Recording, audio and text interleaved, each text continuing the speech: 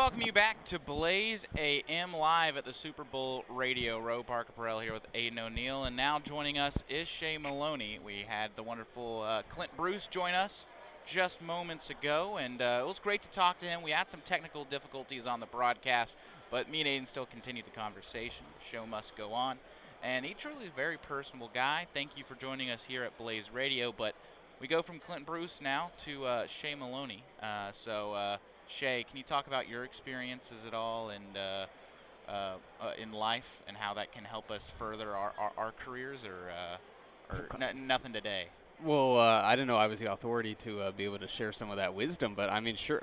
I'll start with where we're at right now. It's been a lot of fun. I was glad I was able to book that last-second flight and made my way over here because yesterday was a blast. We had Radio Row all day, and then we caught a shuttle, and it took about an hour and a half, but we finally made our way to San Jose, the convention center there, and it was swarming with NFL players and coaches, and you had your set number of the star players, I guess you can call them, on these podiums, and the head coaches on the podiums, but then everybody else was kind of a free-for-all, and so we got some really good interviews. Aidan talked to Ian Rappaport. Parker and I got to be fanboy/journalist. Parker talked to Jalen Milroe, Alabama quarterback, and I was able to talk to Drew Lock. So we kind of were joking around where it's, do you want to talk to Sam Darnold, Jackson Smith, and Jigba? No, we would like to talk to Drew Lock and Jalen Milroe, please. And we got interviews with them. So it's been a lot of fun. Yeah, absolutely. And that's kind of what I want to open up this show to, is before we get to like the meat and potatoes of, let's talk sports talk. Let's talk about our experience right now on Super Bowl Radio Row.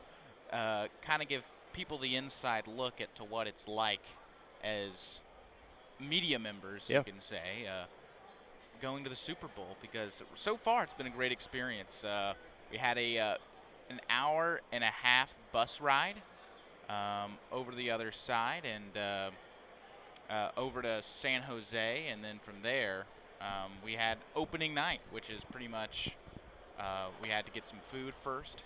And then good food. All the interviews you can imagine. And Aidan, what can you echo about the experience?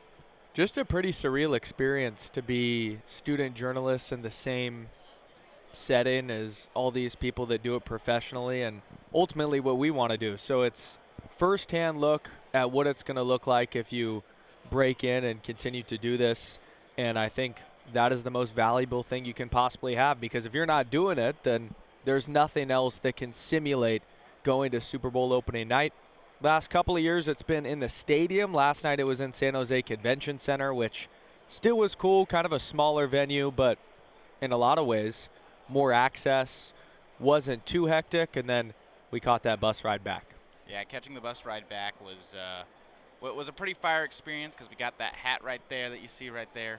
Well, as media members, it's pretty sick when you get cool stuff. Fiesta Bowl, they gave us some pullovers, but man, something about the Super Bowl where even if they just gave us like a sticker that said I went to the Super Bowl, that just makes it all the more. When you were talking about like let's see if they're like selling T-shirts, and you were willing to buy one, and then we're heading out of the convention center, on the high of interviewing backup quarterbacks, and all of a sudden they're giving us hats, and we're like, heck yeah, we will take a hat. Just one, that's fine.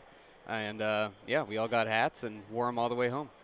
Absolutely. It's really a crazy experience, because as we're walking around, there's not just players to interview, but there's personalities. We mentioned Ian Rappaport and Tony Dungy as well, which Aidan got to interview. And there's all these players, all these media members. But the one that we didn't get to was Lauren's Mets,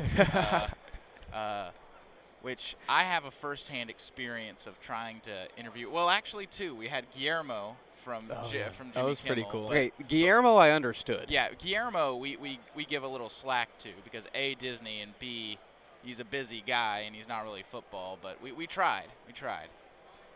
Guillermo, we will always be able to say that Guillermo from the Jimmy Kimmel. I'm sorry, Guillermo. Jimmy Kimmel show gave us Uncrustables. So we were like, can we interview you, Guillermo? And all he said was, you guys want an Uncrustable. And then somebody from his team was like, can't interview you unless you go talk to PR. The Lawrence situation was hilarious. I mean, out of all the people that we actually were able to talk to, the fact that Lawrence, which is one of the only German players, we need to do our research, might be the only German player to ever play in the Super Bowl, we don't know. But Parker was trying to get an interview with him, and we literally stood there for half an hour. Oh my while God. these, for lack of a better term, German groupies were like talking to him the entire time. And one in particular with like this rock band blonde hair down to his shoulders just was talking to Lawrence for no joke half an hour. And asking him like what musical artist he preferred and all kinds of stuff. And Parker's just sitting there patiently, and he never got an interview with him. Yeah, so to give you all a little bit of context, me and Shay, we are on borrowed time. We're supposed to be writing articles for some classes right now. Not a one has been written so far. And so I tried to use this as an opportunity to write stories. And I figured like, oh, I can write a story about, because either it has to be Arizona Tide or something that's like evergreen, you know? So I was like, oh, I'm going to write a story about international football players, and you can get a nice little interview there. And so I walk up, and there's one person interviewing him at the time. And I was just like, you know what? This will be Good idea. Yeah, this will be quick. It's right after the Ian Rappaport. Clearly, we just walk up and we do it. What can go wrong? And so walk up and waiting in line behind the blonde-haired German who's just like, Katy Perry or Rolling Stones? and and it's Katy Perry was his answer. Yeah, I believe. Katy Perry was the answer. If you're curious, and it's that for 28 minutes, and it's just, and I'm just sitting there waiting, and then finally it ends, and we're like, okay, it's my turn, and then there was a guy who came up, and he was just like one question, and he did like a quick little video, and then done. But then NFL Europe comes up, and they're like, oh, can we get you to hold this T-shirt real quick? And then I was like, okay, yeah, that's fine or whatever. It's the NFL. What are you going to do? It's the NFL. And after that, the blonde guy comes back up again and was like, oh, can we do a picture? And I was just like, you have 28 minutes of content. And you might be wondering, how do I know it's 28 minutes? Maybe because I counted. Maybe because I waited for 28 minutes.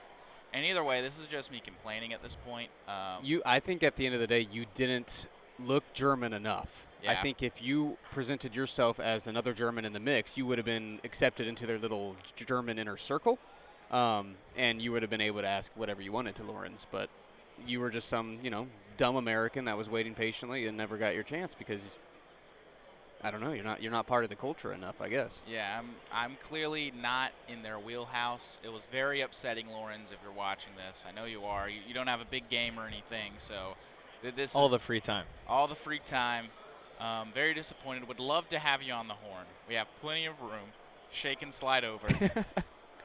But either way, that was really the only roadblock that we hit besides Shay taking I would say 45 minutes. 45 minutes to interview Drew Lock. Yeah, for some reason Drew Lock was the hottest commodity there. So I finally got in there though. I'm just not aggressive enough to weasel my way into these savage media scrums. I just want to ask Drew Lock about rap songs and celebrations and his biggest hot take, and I wanted to ask him some legit questions, and all these other guys are trying to social media engage and farm and right in front of me. No, I think that's a big reason why Drew Lock is so popular is because you're going to get those responses. You know you're going to get the. He's a cool guy.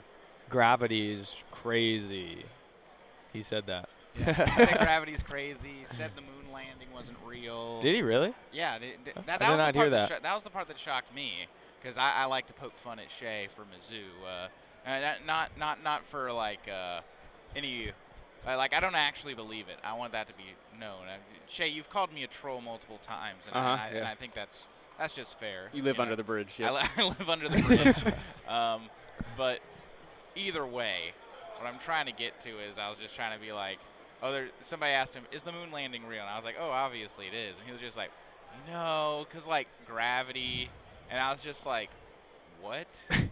But either way, that's not the moral of the story. The moral of the story is I was trying to maneuver the crowd to get Shay an interview with Drew Lock. I was trying to block up holes, so that people wouldn't keep cutting him in line, because people were just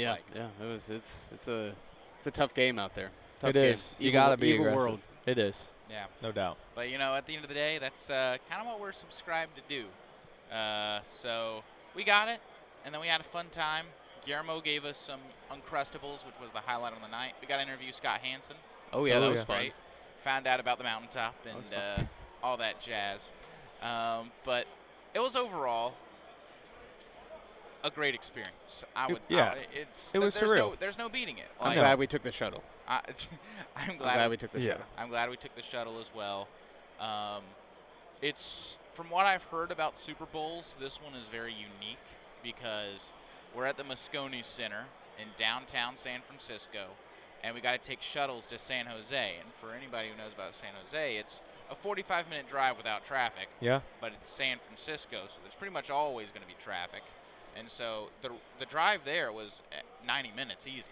90 minutes easy. Yeah, with Lot traffic of at traffic. that time. Yeah, it was kind of the worst time to go on a commute like that. But on the way back, less traffic, and we just got to edit our videos the entire time, and so the time flew. Yeah, I mean, it time did. flew on the way back. Absolutely did. Ryan Myers is here. Hey, Ryan Myers. What's up, Ryan? How's it going? Ryan Harden, Garland today. Yeah, dude. I know. Come on. Were you able to get a hat last night? What? You able to I get a got hat? a couple of Good deal. Good deal. nice. Yeah. To the Baja will be after us. You know what? Listen, if they get Garland, we get Garland, I'll be okay. If it happens, you're coming on the Irish Hello to talk about it, okay? Please, let me know. All right. I'll be on it. I'll be talking about this all day if it goes. If it doesn't, I'll come on. All right. To the Baja after Baja. this one, so make sure you stay tuned for that. Absolutely. Blaze AM is the Blaze's newest show.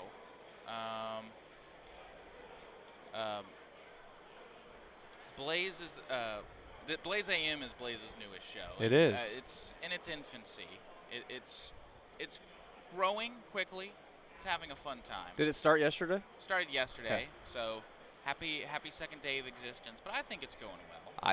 I've had a blast already, and I've only been on for 10 minutes. Well, we can even tell the people about the origin, too, of Blaze AM. It was really just, hey, ChatGPT, Blaze morning show. Because we were all concerned about, Wait, you guys couldn't come up with Blaze AM on your own? You needed ChatGPT to come up with Blaze AM? no, I mean, it just got the ideas flowing. I don't know if it was the sole determining factor, but no, it was up in the air with this guy, Shay, man, and we're so happy he's And I here. was up in the air You were, on a plane. wow, that's tough. Yeah. But yeah, so that's where it Yeah. came to be, and we're excited to be here and talk some shop. Yeah, we're going to talk a little bit more before we send it to the top of the hour break. I want to talk about Shay's journey specifically on this trip. Okay.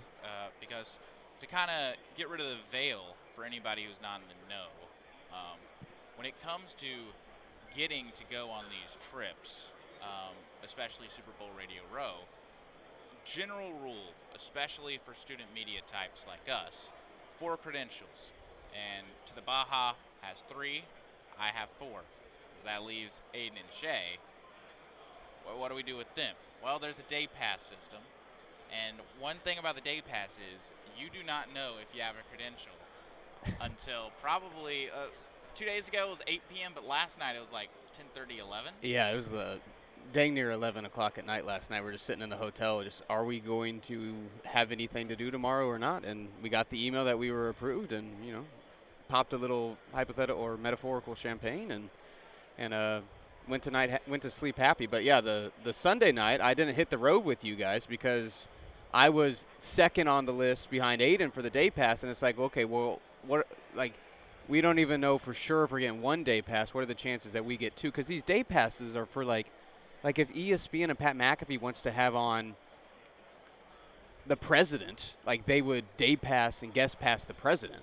And obviously the president's going to get a guest pass before Aidan or I do for Blaze Radio. So No. So I was Aidan hit the road because we've gotten a day pass before, but I didn't want to make the trip and then be told when I'm in San Francisco that I wasn't able to go. So I was like, okay, I'll just wait patiently until I get approved or denied, and then I'll make a decision from there. I didn't necessarily know that it was going to be until 8 p.m. the night before I would need to get on a 8 a.m. flight, but that's the way it worked, and I booked the flight. I'm glad there was still availability on it, and now I'm here. So I'm very, very, very pleased with how the events turned out. It's been smooth. I wanted your thoughts on the Oakland airport, too. I personally think it's really efficient. Okay.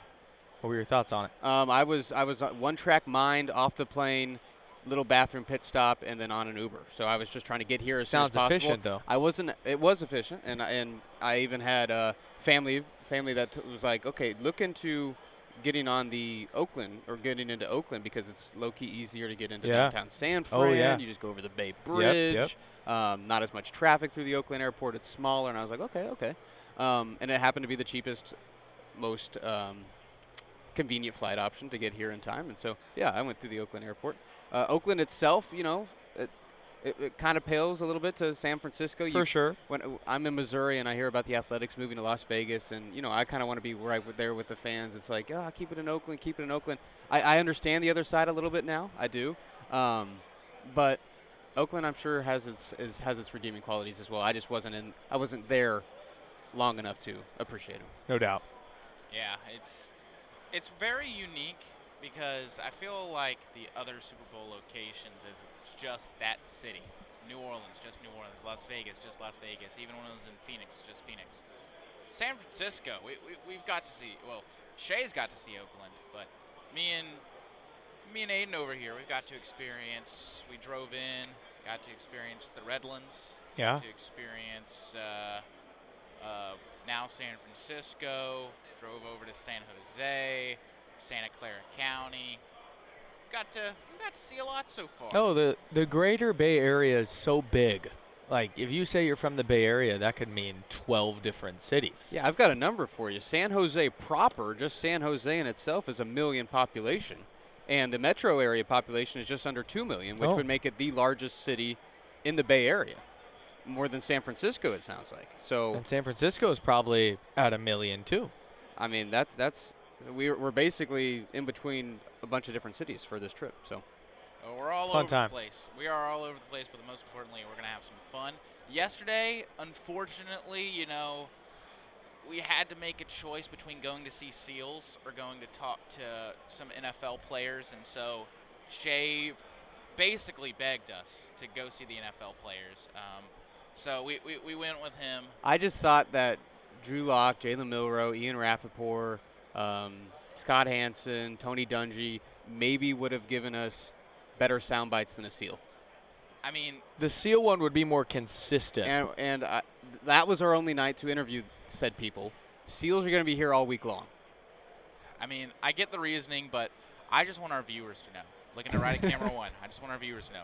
We could be playing SEAL videos right now, but Shay Moloney, right over there, Shay Moloney, deprived y'all of playing SEAL videos right now. Parker, let the record also show that we were on said shuttle to San Jose when you voiced that you wanted to see a SEAL. So what were we supposed to do? Ask the poor shuttle driver to pull over so we could go back and look at some SEALs? I would argue that a good friend would, but I want it to be abundantly clear. Me and Aidan were pulling out of Phoenix, so a ride you should have been on, by the way. And I just explained why I wasn't on that ride. I understand why you weren't on the ride. I'm just hurt. Yeah, why didn't you guys see some SEAls on the way up? Because it was nighttime. Yeah, and that would have been the issue last night, is when we got back, it was dark. The SEAls would have been swimming or whatever they do at night, sleeping. I don't know.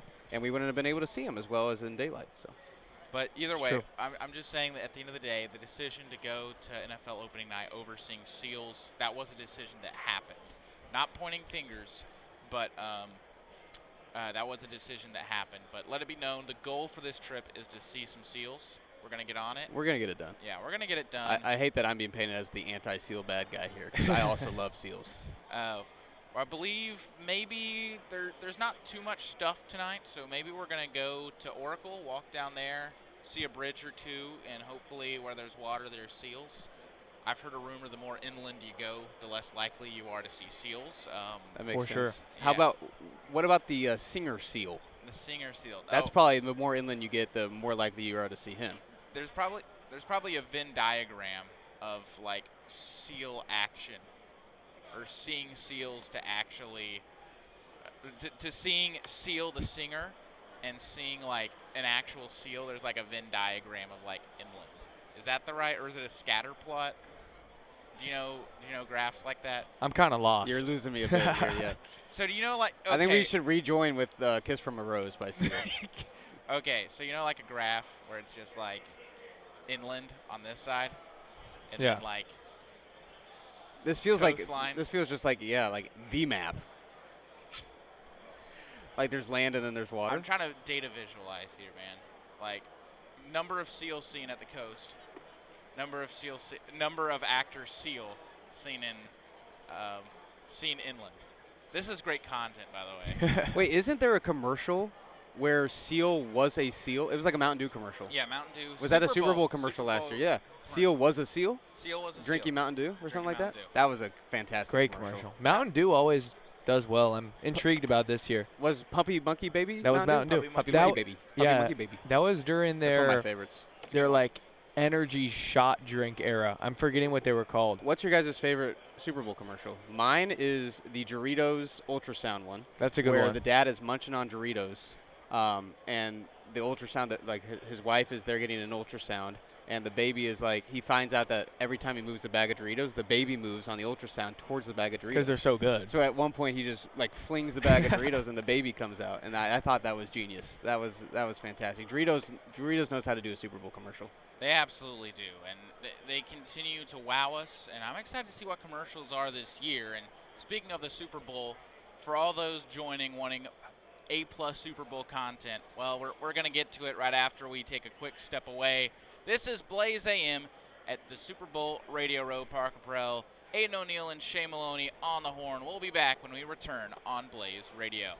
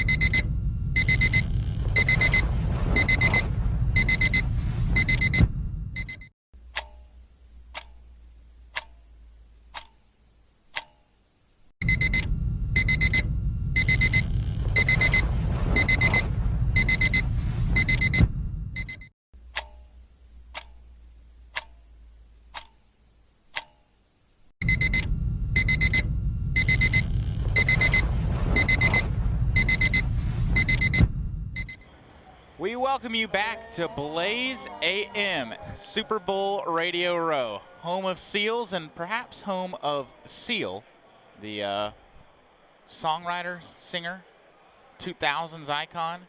Is that rude to say 2000s icon? Does that doesn't date him, right? No, I think he'd be okay with that. I think it would be chill. I don't think this is the home of it, though. I'm pretty sure he's British. So. That is fair. But one of the many homes, because homes can be temporary. But Blaze AM, a perfect place where you can grab your cup of Joe or grab your Monster if you're me and sit back. No drink for you. Shay, any drink? Already down my coffee. I'll get another one here soon. That is true. He did go to probably the busiest small Starbucks I've ever seen.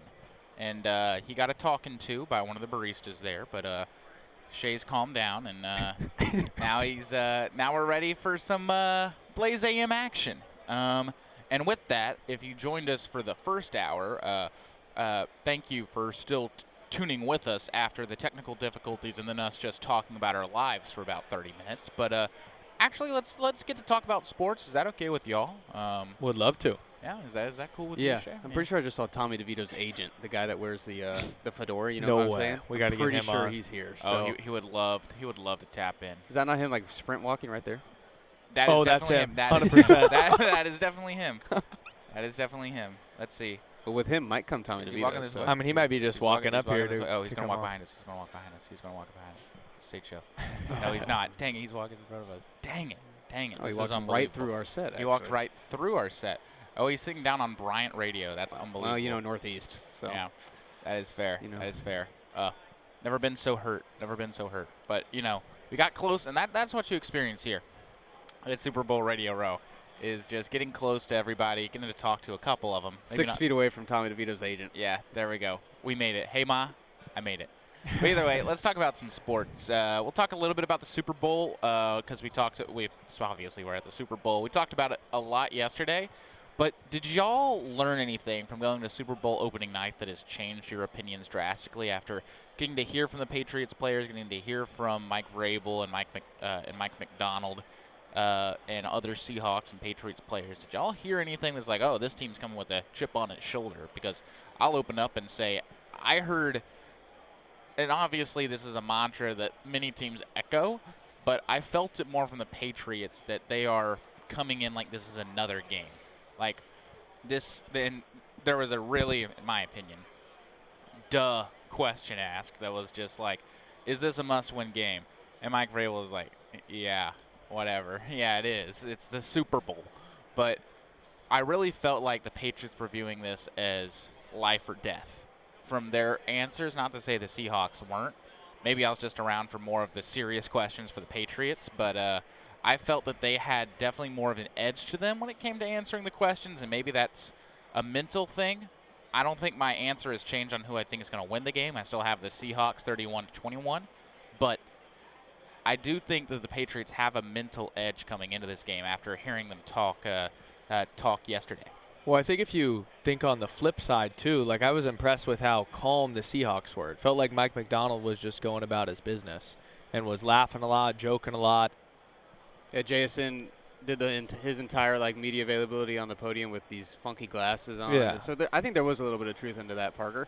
Something Drew Lock talked a lot about and got asked a lot about was about the starting quarterback in front of him, Sam Darnold, and a lot of the answers were about how cerebral Darnold is and like how intelligent he is, with how he learns play calls and how he memorizes them. Like he has a photographic memory and he has some method of writing down the call itself, not just drawing the play, and it helps him memorize it. And so it sounds like Sam Darnold is a very, very intelligent quarterback, which is maybe why he's able to such efficiently run good offenses like he had in Minnesota and now he has in Seattle with Clint Kubiak. And so that was one of the things I picked up on last night.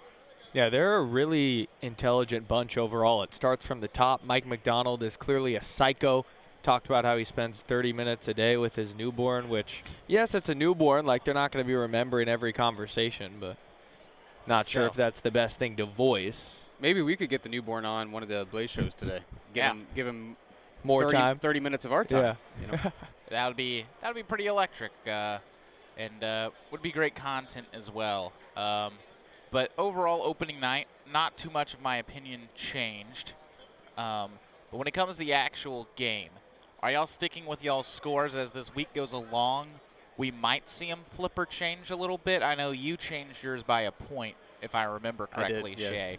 Shay. Is it going down by a point again, or are you keeping it the same? I'll keep it at 27. My original prediction was 28, and as I said on the Irish Hello yesterday, that felt like a very casual number to land on because you get 7 points for a touchdown plus extra point. You multiply that 4 times, you get to 28, and I was like, well, Patriots are going to hold him to a field goal or two. We saw Jason Myers last night, the Seattle Seahawks kicker, very short. Not sure how you have that big of a boot when you're shorter than us, but I think he's going to be busy, kick a couple field goals. So I changed it from 28 to 27 because then if you do the math, it'd be 3 tutties plus a couple field goals. What I will stay on is the Patriots are going to struggle to score. I will keep that throughout the week. I'm not sure when Parker's cutoff is for us to land on a number for each of these teams, but I will keep it at 27-10 right now. I don't think the Patriots are going to have too much success, which I don't think is a hot take because they've struggled all playoffs long scoring points, and this is the best defense they're going to play here in the Super Bowl. You have to see it to believe it. Like I said it yesterday on both shows, you are not lying to yourself, but you're convincing yourself that something is going to magically change in a Super Bowl, and that's tough when you've already had a 3-game sample size in New England's case. That is true. I think the 3 losses for each team also help define them, and I think Seattle's losses are of higher quality, and I think overall their competition has been of higher quality as well. And this is going to be a great Super Bowl. We're going to talk about it as the week goes along. We still have a lot of airtime left.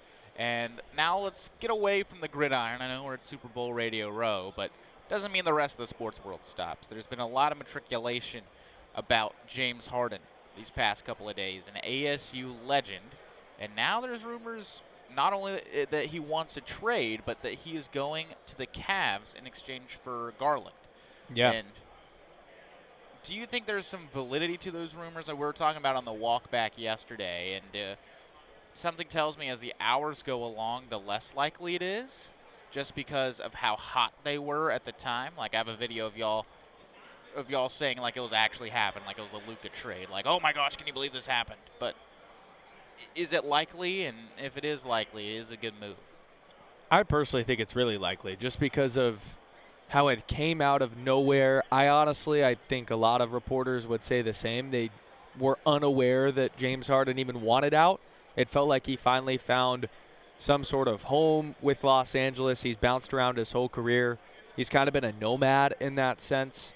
And once again, it's not even like the going is getting tough. I feel like the Clippers are playing their best basketball of the season. That's pretty indisputable. But, yeah, I mean, if you're the Clippers and they're approaching you with Darius Garland, that opens up your window for much longer because you wonder how much longer does James Harden have at that next level. I'm unsure why the Cavs would even be interested in this. Yeah, it did come out of nowhere, and all of a sudden you had very viable, legitimate insiders, Shams, plenty of others, tweet about it. And it started as, I think Shams' first tweet was Harden and the Clippers are working on a trade. And then not even 30 minutes later, it was Cavaliers and Garland were being floated as the suitors in the return. And so to get that specific all of a sudden, I think there's got to be something to this, some substance to this. And at the end of the day, we love Harden. He's a ASU legend, but this is kind of who he's been his entire career. He's bounced around. He's never found a permanent home anywhere, really, and he's kind of been that personality, that player, that diva-like type in the NBA, which National Basketball Association is full of those, but Harden is one of the poster childs for that. It's his reputation. And just before we go back to Parker here, an hour ago, Chris Haynes, who is NBA's prime insider, said the Clippers and the Cavs have ramped up conversations on a Harden-Garland package with both sides motivated to executing a deal relatively soon. If both sides are on the same page, I expect this by the time Shay and myself go live later today for it to be a done deal. I really do. That definitely is very alarming to hear that Chris Haynes, who always seems to know something that we all don't more reliably than other sources, so keep an eye on that. And backtracking a little bit to our conversations yesterday, Giannis and the whole debacle there. Since a day has passed, is there a chance that the Bucks hold on to him after the trade deadline now, especially with it coming up? I think there's a chance. if I were to guess right now, I'd say 65% he stays in Milwaukee and doesn't get moved before the trade deadline, and then 35% that he does. It's going to have to be the proper package. I think the Warriors are going to be super aggressive because unlike a lot of teams, they control 4 first-round picks, and they'd be willing to empty the tank to maximize the end of Steph Curry's career. Not a lot of teams can offer that. But unless the package is there and it's that 4 first-round picks or something or other, I don't think he gets moved. That's my line of thinking. This is too seismic of a trade. That player, that organization, that history there, where if they're on a clock, the deadline is Thursday. If they're on a 2-day clock right now, then it's not happening if they have to rush to it, in my opinion. Unless the team gets so desperate that they are going to blow away the Bucks with an offer that they feel like they need to take right now at the deadline, then it really makes no sense to not wait until the offseason if Giannis is okay waiting until the offseason, which I don't see why. If he is serious about finding his second home somewhere, about finding success at another organization, then I think he can owe the Bucks a little bit of patience to make sure they get as much as they can back. I mean, yeah, it's Giannis Antetokounmpo. Like, he won a championship for this city. Milwaukee was in a huge drought, and he is a top 5 player in the world. When he's at his best, I think he's top 2. So it's just about staying on the court. The last time we saw him on a true contender was all the way back in 21 or 22. And since then, the Bucks haven't really reciprocated that same energy into building a really good roster. And I think that's why now both sides are completely comfortable with moving on. And when we look back at the Bucks and what exactly has gone wrong, stick with me and tell me if you'll agree with this. I think the big keystone that led to all of this falling apart the way that it has is Budenholzer and the way that they dismissed him and the way things have gone since then. Because let's face it, Bucks with Budenholzer, they were still competing. They were. They were still right there ever since they said goodbye to Budenholzer. Regardless of your opinions on how he was as a coach or if he was just there when the Bucks were really good with Giannis. I mean, I feel like I could have been a good coach and at least had the Bucks winning double-digit games that year. But either way, not that winning double-digit games is hard. I'm just saying you would win games if you're the head coach of the Bucks. But Budenholzer helped elevate them, and at least the team around him was good. I don't know too much about the front office changes that were going on with the Bucks at the time or along with Budenholzer, but one thing remains consistent. When Budenholzer was the head man, the Bucks were winning. And now all of a sudden things have changed when all of a sudden it doesn't feel like too much has changed on their roster except trying to find that point guard. You know, they flipped Drew Holiday, they got Dame Dollar, and they've been trying to find that main guy since, and looks like they're going to be back in a rebuild, which I think it's a dumb decision in my part, because when you have Giannis, a player that's wants to live in Milwaukee, you can try and convince him not to. You can try and convince him not to trade. It's so hard. As somebody who's a fan of a small market team, shout out the New Orleans Pelicans, it is so hard to get a player that wants to stay where your team is, especially a superstar player like Giannis, because they typically can go anywhere they want. They have suitors. Think about the transfer portal now and how players are flipping all over the place in college football. In the NBA, it's even worse because it's allowed. It's legal. You have fans, you have players being like, go to L.A. Yeah. They can pay you $1 billion or whatever. Not actually, but, it's stuff like that. It's really tough to be a small market team right now. And I think as much as I'm giving Giannis credit and, yes, he's the franchise player, there is some blame that needs to be placed on him. I'm not going to ignore that he ran Budenholzer out of town. That's the entire reason he got fired. There was turmoil in that locker room. He then hired Adrian Griffin. That blew up super quickly. Then Doc Rivers. Giannis Antetokounmpo was the guy that wanted Dame. He is orchestrated. He's been kind of that second general manager. Everyone calls LeBron that. So the Bucks have been an A-plus organization from the perspective that they've done what their star player wants. Just because it's not working, that doesn't mean it's the Bucks' fault. That's true. Parker, you used the word evergreen talking about something else earlier in this show. That applies to Giannis. And to go back to is he going to get moved at the deadline? Is he going to be moved in the offseason? It feels like it's a certainty he's going to be moved at this point. That might be a relationship that is fractured forever between the Bucks and him. He is an evergreen type of player in the sense that his value is never going to dip incredibly low unless he has some catastrophic injury, knock on wood that he doesn't, from now to the end of the season. Like, it is always going to be the Greek freak. He's a freak athlete. He's a freak of nature. He's always going to be that productive superstar player just because of his frame, his game, all that kind of stuff. And you've seen it for however many years now. And so that would be another reason why you wait till the end of the season, because that value is still going to be sky high for Giannis, whether it's right now, this week, in February, or if it's after the season in June, July, August, you name it. That won't be changing. And let's put on our tinfoil hats for a second. You said it yesterday, Shay. This draft, their top 3 is one of the best top 3s we've ever seen in recent memory. In theory, obviously, we never know how the draft's going to go. I mean, we saw Dante Moore, who was a top 2 pick in the NFL draft, say, I'm going to sit out of here. So who knows what's going to happen, especially with the way college basketball is. So do you think you can hold on to Giannis and try and trade him for one of those top 3 picks, or do you think that's too far out there and it's like that there's not a chance?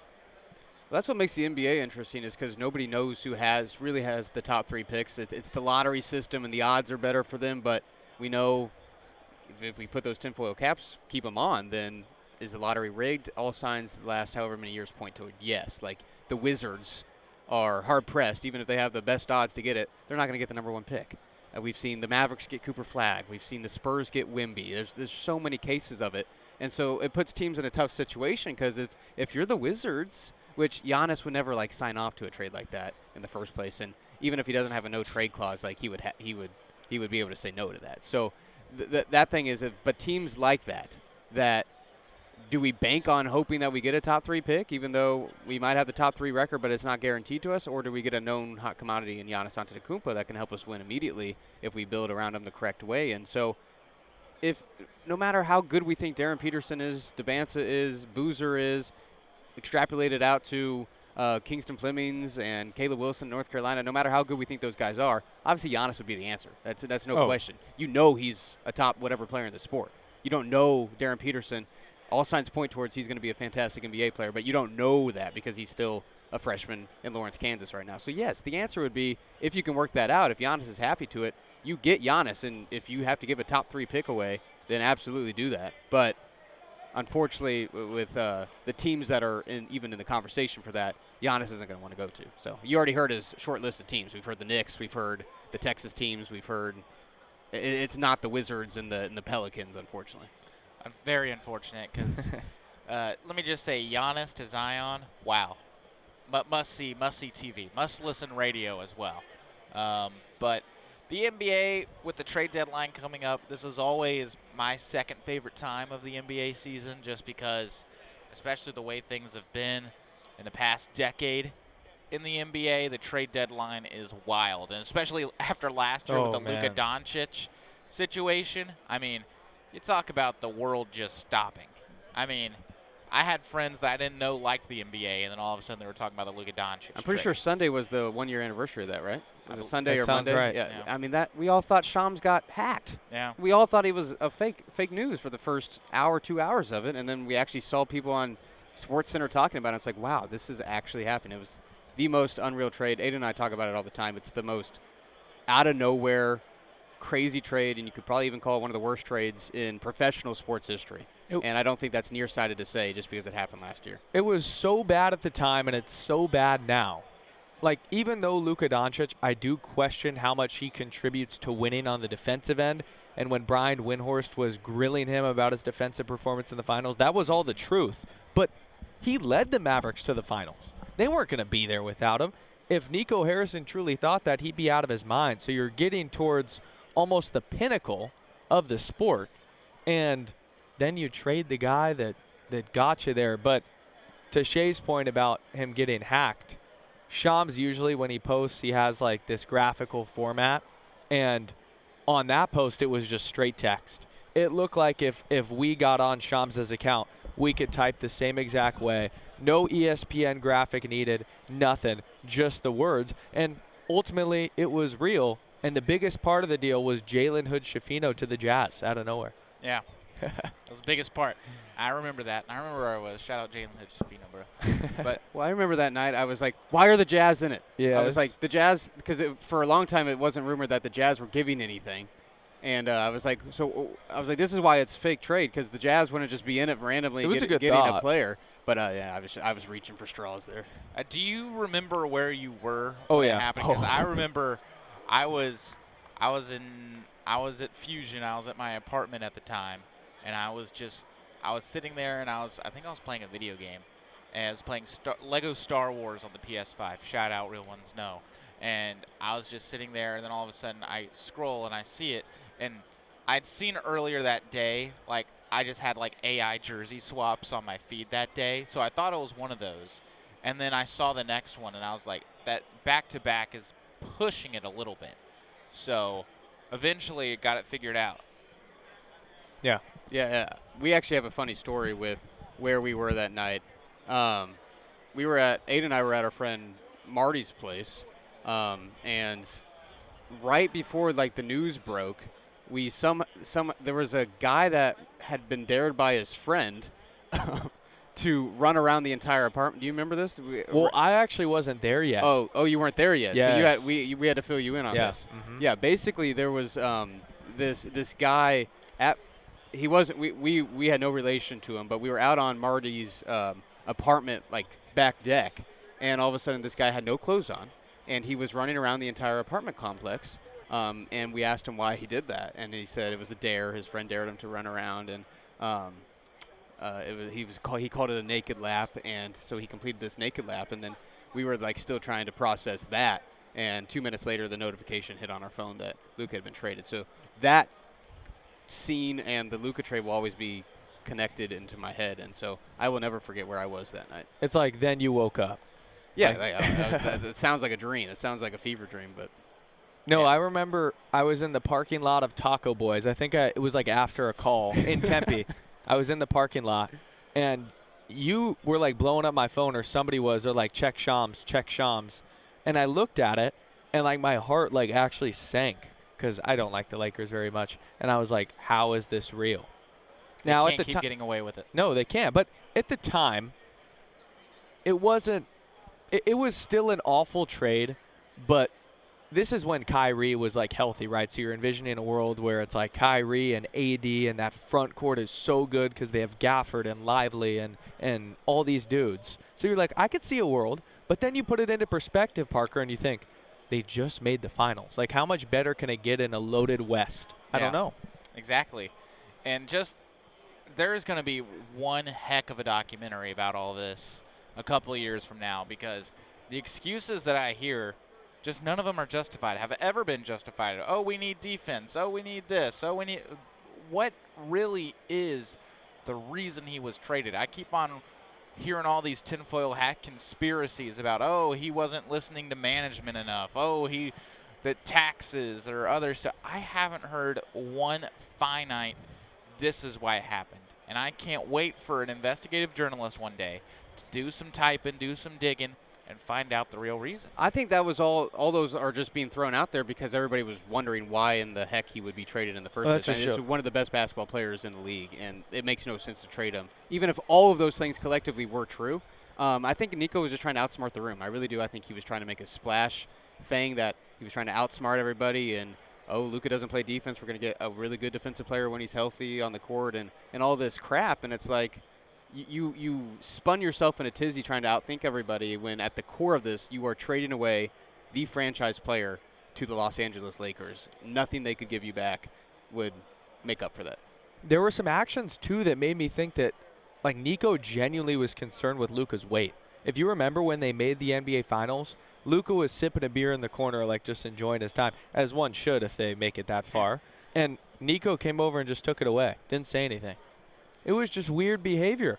He was the franchise guy. He bought a house in Dallas. He loved it there. That was the biggest shock for me, is it's not like he wanted out. He probably envisioned a life similar to another Maverick in Dirk Nowitzki, where he stayed there his whole career. Yeah, and it's rare to see a player betrayed by his franchise like that, because normally a lot of people see it the other way, especially nowadays with the player era in the NBA. But really disheartening to see. Tough stuff as we just passed the anniversary of it.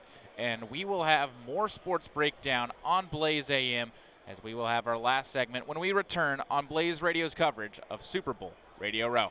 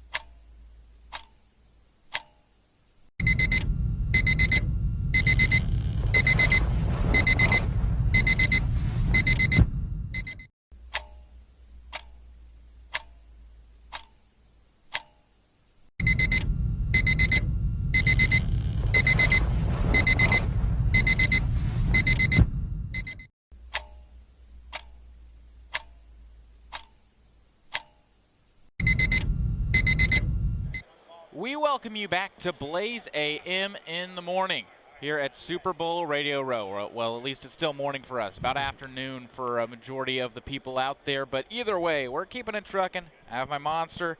We're just unwinding as the caffeine starts to hit my brain as we continue to talk life, sports, everything in between.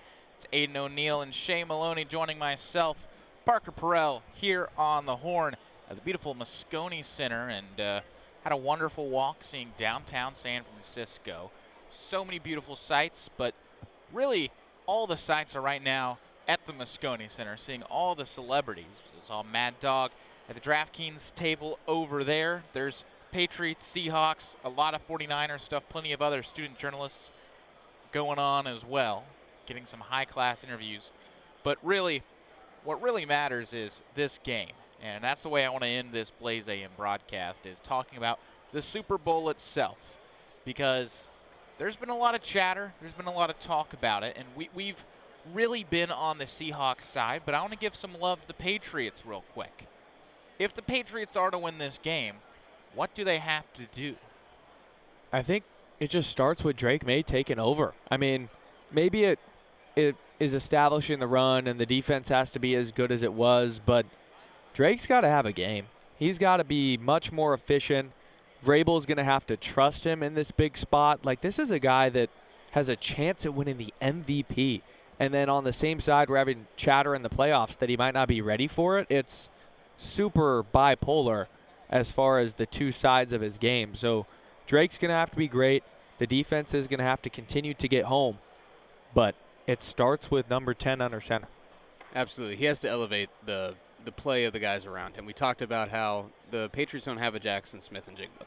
They have Stephon Diggs, who's finally gotten to his Super Bowl, and he talked a lot about that last night at media night, but they don't have a guy that's just open whenever Sam Darnold needs somebody to be open a lot of times. So May has to then elevate the team around him, and I think Ramondre and Travion, whoever's getting the bulk of the carries, or if it's a duo of them tomorrow night, they have to take some pressure off of his shoulders as well. The offensive line has to give him a little bit of gaps to run through and keep the Seahawks honest to Drake May and his arm. And so it has to be complementary football on the offensive side of the ball, because I think the defense is going to try their best. I talked about it yesterday prediction-wise. I think this is the score will look like a closer game than it actually is in the beginning of it, because I think the Patriots defense will try to hold on white knuckle for dear life for a lot of the first half and a lot of the game, and at the end of I don't think the offense will help them out enough to win the game, and Seahawks will start to pull away. That's how I envision this game going. I just think that if the Patriots are going to flip that script and win this one, and they have to control it on the offensive side of the football from the very beginning. I agree. It needs to be a consistent Patriots offense, not turning the ball over, and then getting to Sam Darnold and causing turnovers of their own in order for the Patriots to win. That's the recipe for them, and now obviously that's easier said than done, and it's also like no duh if they do that, they win the game. But that's legitimately what they have to do. Sometimes the answer for winning a Super Bowl is very simple. Now the actual minutia and the stratagem of how to get there is a little different than just saying, oh, you got to get at the quarterback and pass rush and force turnovers. But that's what the Patriots need to do to take down the Seahawks, because across the board, all three of us, we have the Seahawks taking care of business. But I have a feeling I could be shocked, but I'm very confident in my selection with the Seahawks as the days continue to roll by. And another question that I have for both of y'all when it pertains to the Super Bowl, you mentioned Drake May. There have been questions about his health coming into this game. Do you think those are mainly just rumors? We got to hear from him yesterday. Or is there any basis, or do you think it's just people trying to start stuff and get storylines going? I think it's the same amount of concern as Sam Darnold's oblique, and I don't think that's very much. That is fair. Sam Darnold's been just fine. Stuff's going to pop up on the injury report. I'm not sure if it's a mind game or anything, but Drake hasn't shown any form of injury during the game, so I'm not too worried. I will say there was a moment on the stage last night when Scott Hansen, the red zone guy, brings out the teams, and he had a little moment where he interviewed the coaches, Mike, Vrabel and McDonald, and then he interviewed the quarterbacks Sam Darnold and Drake May, and talked about how they were both number 3 overall picks at one time. And obviously you just said Darnold had the oblique stuff. Now Drake May's got a little injury stuff popping up, and he did ask Drake, so are you 100% going into the game? And I know Drake they're all media trained and they've been told to answer questions certain ways and not give all this information. But Drake he could have just said, yeah, I'm 100%, I'm ready to go. He did not say that. He said, I feel great. And that was the end of it. So I don't know if I'm reading too much into that, but I thought it was an interesting way to answer that question. I agree, because he pointed that out as soon as it happened, and I was like, hey, could have said that a different way. At the end of the day, there's a 99.8% chance that he plays on Sunday. Yeah, he's playing. he's Josh Dobbs. I'd be in the shocked bowl. if you see the Pastronaut in there ready to go.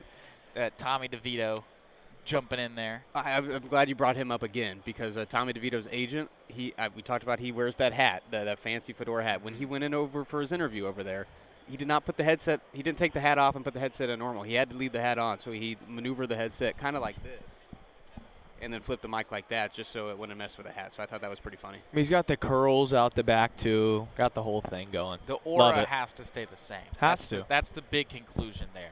The aura is more important. What if the hat's got to stay on because it's curls, Shay, all in the back, and then bald? Oh, yeah, we don't know what's under there. I'm just I've never saying. seen it. I mean, if you should look up the viral moment from boxing this past weekend of I believe his nickname is Big Baby, the Big boxer, Baby. and he got his toupee punched off of him during his fight. So look that up on social media if you don't know what I'm talking about.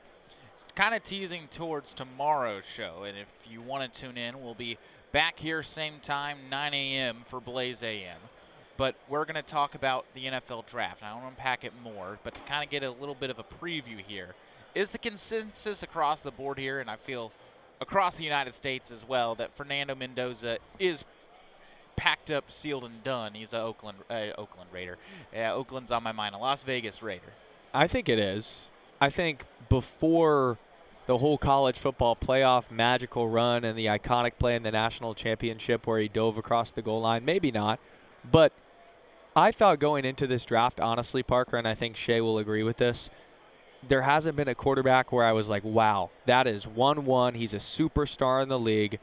I'm not sure if you can even say that about Fernando Mendoza still, but, man, did he play perfect football all the way to that national championship, made incredible throws, and he absolutely will be the first overall pick. We've also gotten to a point in the modern NFL where even if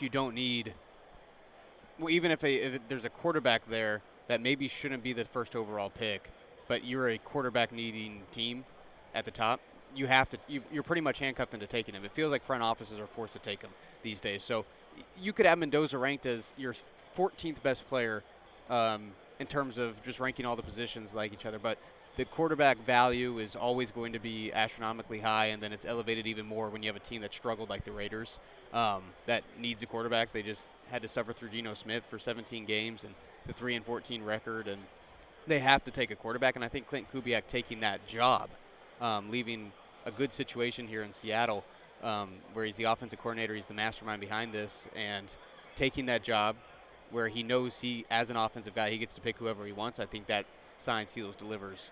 Fernando Mendoza will be the number 1 overall pick. But my question also is that the right move for the Las Vegas Raiders? Because in my mind, it's not. Because the main question, Geno Smith, whether you like him, whether you hate him, I don't think he's an amazing quarterback, but I think he's a serviceable quarterback. I agree. We saw what he did in Seattle, and nobody just overnight becomes that bad. I think the offensive line and the offensive coordinator, I know they parted ways with Chip Kelly, just did not help him whatsoever. And That's true. I think if they draft Fernando Mendoza, they're setting him up for failure. I think free agency is the way to go. And then everybody's been talking about the quarterback draft class next year. Why not sign a quarterback, draft another superstar with that number 1 overall pick, and just wait for the draft next year? Because let's face it, the Raiders aren't magically going to be, even with Fernando Mendoza, aren't magically going to be contenders this next year. That's true. That's why I bring up the fact that even though that's probably the smartest, we always talk about this. Sam Darnold's playing in the Super Bowl this week. Sam Darnold was drafted into a terrible situation years ago, and that's why I never worked with the Jets. And then he somehow found his way here to Seattle where he's had all this success. Like, a quarterback has to be helped out by his team. That's why a serviceable quarterback like Geno Smith, I don't even disagree with that. When he's on a bad team, he quickly turns from serviceable to grouped in as one of the worst quarterbacks in the league just because of, instead of elevating a team, he is completely torn down by the lack of talent around him. And so that's the issue. But it's hard to explain to fan bases, if you're the Raiders right now, why you're not drafting Fernando Mendoza or why you're trading out of that number 1 pick if you don't think he is. So in a perfect world, you have the time and the patience of the fan base to build that team and then add a quarterback, plop him in there, and all of a sudden you're a contender immediately. That's the perfect world. But if you try to do that, then you're into a situation where, let's say the Steelers, where you build up this team around them, the defense around them, and you're always lacking the quarterback, because you're not picking at the top of it. You're settling for the Kenny Pickett at the end of the first round, or you're settling for the Justin Fields or the Aaron Rodgers in free agency. It's just you might have the team, but you never have the quarterback. And so you don't want to be in the middle. You don't want to be at one of those extremes. It's tough. There is no doubt, though, Parker, and you're 100% right, that this team is not plop a quarterback and they're magically good. Yeah. But I do think that when you get a quarterback on a rookie deal and you have the number 1 overall pick, it's too obvious and it's right there, and we saw enough in the college football playoff, leading his team to the Natty, winning the Heisman, that you got to take him there at 1-1. They also have a ton of cap space. They have a new head coach. This is a year to build the foundation. I expect to see building blocks after this season and to think, okay, I see something here. Like, it's an AFC West that's ultra competitive. There's 3 teams that can make the playoffs every single year. One of them this year wasn't the Chiefs, and that's probably not going to happen again.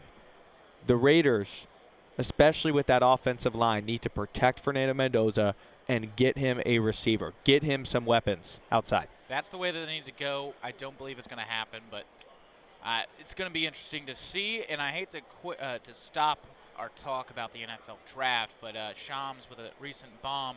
Jaren Jackson Jr. traded to the Jazz for 4 first-round picks. Triple J? What? 3 first-round picks, excuse me. Jaren Jackson Jr. to the Jazz, and it looks like the Jazz are confident in the Jaren Jackson Jr. Marketing combo. And there's tons of other players in the deal as well, but just dropped. Walter Clayton's going over. Taylor Hendricks. Ago. So tons of 3 young talent future moving firsts. as well. Okay, so this just solidifies their confidence in Keontae George. I mean, that's what that tells me. It tells me that they believe Keontae and Jaren Jackson can be that 1-2 punch moving forward. Man, wow. I don't know if I like that. I think it's like much. That's a lot that Utah's given up there. 3 first-rounders is plus something. Walter Clayton. I mean, I'm pretty high on Walter Clayton. Yeah. Hendricks it's a ton. Hendricks had the injury, but he was supposed to be a really good young player as well for them. That is a lot. Well, this came out. I don't mean to interrupt. This came out of left field because the Grizzlies were shopping John Morant. I was unaware that they were shopping Jaren Jackson Jr. So to me, this was the Jazz calling him saying, "Hey." This is very smart for Memphis, I think, because they were never going to win with Ja, and so you have to tear it down. And the next piece will be trading Ja as well, and then you try to build the young core up again. 3 firsts. I don't know if I like a team like Utah giving up 3 firsts. That seems very counterproductive for what they're trying to build. I agree. What option does Jaren Jackson Jr. become on this Jazz team? Is he automatically elevated to the 1, you think? Him and Markkanen are a fantastic front court if they keep that intact, but do they keep that intact? Because Markkanen's a guy they've been floating around for a trade the last 3 seasons. I think they still give up on Markkanen probably, in all honesty, because they have Walker Kessler too. Like, there's dudes there. Early returns, I like this for Memphis a lot more than I like this for Utah. But I'm very interested to see the years that these picks are most likely going to be a this-year trade, if they're protected or not. I'm sure to the Baja will have more information. They will. This is a trade you make if you're on the bubble, though, right? Like, you don't give up 3 first-round picks if you're already terrible. That's not how it's supposed to work. That's not. Yeah, 3 firsts is expensive. I mean, they would have the 6th overall pick in the draft, right? Or they would have the 6th best odds to get the number 1 pick. They're the 6th worst team in the NBA right now. You're giving up 3 firsts. Yes, just think about it from a face value perspective. When you see a trade that's 4 or 5 or 3 first-round picks, it's Orlando going to get Desmond Bane. They were already in the postseason. It's the Knicks trying to create a super team with Mikal Bridges. Not this. And to put this into perspective, I mean, Utah is 15-35, trying to do like a buy to win kind of thing. The Clippers are 3 games under 500, and they're talking about trading James Harden. Like, you have to be realistic with 3 first-round picks, giving it up for a 15-35 team. That could be detrimental if it doesn't work out. It's peculiar. I question this move from Danny Ainge, their GM who's been trusted in Utah, and you have a guy with Keontae George, the Jazz are seeing that core start to form, I think, with George and with Markkanen and Walker Kessler, and now they want to add JJJ to that. If these picks are protected, or if a majority of them are protected, is this a better trade in your mind? If it's say all 3 picks are protected, is this like, oh, this is a fantastic trade for the Jazz then, or does it automatically become, this is still a risky move? Always, but Memphis is also one of the smarter organizations. I think they proved that the last couple seasons with just the guys that come out of nowhere to be productive contributors for them. They're very good at player acquisition, player talent identification, all that kind of stuff. So they're not going to shoot themselves in the foot from a protection standpoint, and they're going to make sure they get the value out of those first-round picks. I believe they will as well. There's tons of options coming up. Getting some more for us here, Aidan? Well, I didn't know Jock Landale was included in the deal, and he went to St. Mary's. So Jock Landale's is having a career year. He's been very good. He's a good player. Very good this season. They got a lot of good players in this. Yeah, very interesting deal. A lot deal. of players, wow. Very interesting deal. Tons of information to come as our time has come to an end here on Blaze AM. But we'll be back tomorrow morning. We'll have more stuff to talk about. We'll have the Irish Hello later today. Is that from 2 to 4 Mountain? 2 to 4 here, 3 to 5 Mountain Time. We're gonna put up the there we go. There's the schedule for everybody. So as you can tell, it's Tuesday. This is all in Arizona time. If there's any listeners and viewers from different parts of the world, to the Baja, which I'm sure has a lot to talk about now, especially with the trade deadline and all of its festivities coming up, and the Irish Hello from 3 to 5 p.m. Make sure you tune in for that. Tons of stuff to come up. This has been Blaze AM right here for Blaze Radio's coverage of the Super Bowl Radio Row. I'd like to thank Shay Moloney, Aidan O'Neill for joining me, and we'll see you tomorrow morning.